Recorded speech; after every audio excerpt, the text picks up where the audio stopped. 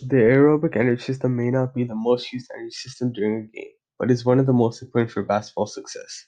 The aerobic system is essential for continuous play during the entirety of the game. While the ATP, PC, and anaerobic systems are releasing ATP and lactic acid, the aerobic system is replenishing these energy stores that improve the recovery time for every energy system.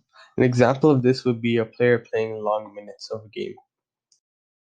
The aerobic energy pathway is the main source of ATP during endurance events, involving oxygen and the complete breakdown of glucose to yield large amounts of ATP for energy.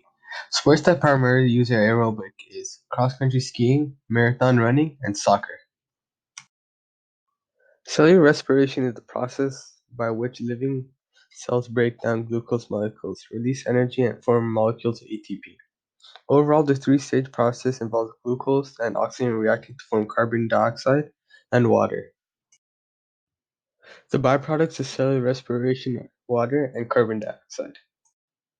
The aerobic system is very efficient in regards that it's very efficient with producing ATP. It produces 38 ATP molecules per glucose, but the rate of production is medium and cannot cope with the high intensity levels. To increase one's aerobic energy pathway, one should do workouts lasting long amounts of minutes, such as long runs, cycling, and workout circuits. The limitations of aerobic energy pathway is that it's very slow and requires large amounts of oxygen. The aerobic system can use carbohydrates, fats, and proteins as its source of fuel. The aerobic system uses aerobic glycose and the Krebs cycle and the electron transport chain in the production of ATP. It is the presence of oxygen which allows this energy system to use these various fuel sources.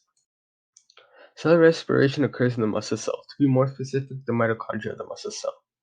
Cell respiration produces 36 molecules of ATP for each molecule of glucose. Aerobic can produce ATP continuously for well over an hour. In fact, it may not have a limit as long as fuel sources can be found. However, your muscle glycogen will deplete after an hour of exercise. Aerobic uses type 1 muscle fibers, which generate energy slowly and are more fatigue resistant, and primarily depend on aerobic processes.